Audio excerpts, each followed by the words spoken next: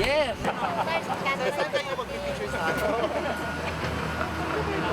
No ransom policy. Para ano? Ano ba sabi sa inyo? Saan kayo magbibuild dito? Walang iwan na. Ano ba basilan, Mayor? Iiwan yun. Ha? Dito ka, kung gusto mo. Kung gusto mo, mahawag ka ng pala. Nandito. Ma'am, Kyobe.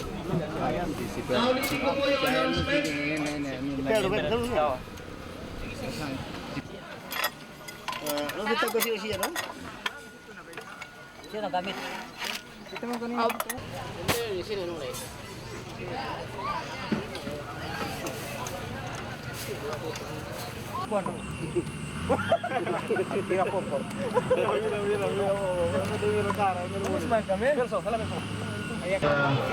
Drew Napar ang nanay nating lahat dito sa Basilan na gumagawa sa ceremonial build. Ito ang ating iba ng probinsya. Ano naman? Byron. Meron namin po talaga siya GK House na itayo.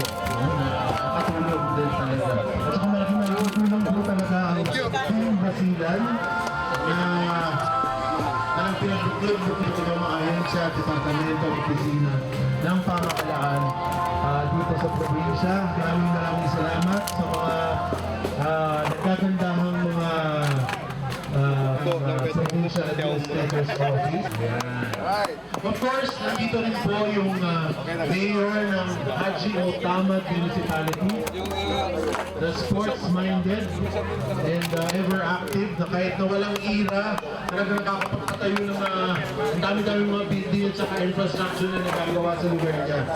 So, congratulations to you, Mayor Anwar Abdul Majid.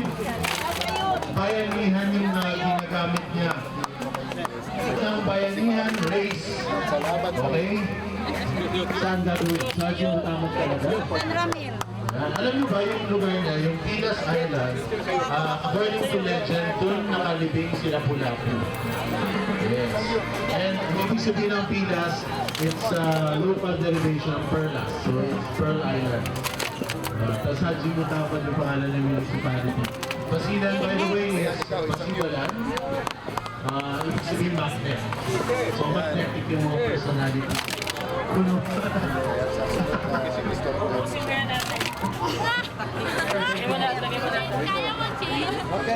At saka from the extreme other end of Basilan naman po, galing sa District 2, nandito rin po kanina si Mayor Ali Sali, yung presidente po ng League of Municipalities of Basilan Chapter, si Mayor Ali Sali.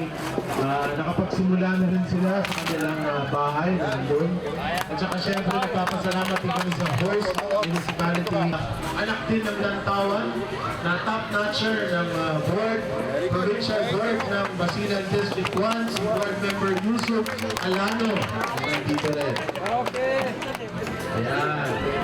Si Madam Tahira Ismael, ang ating provincial administrator.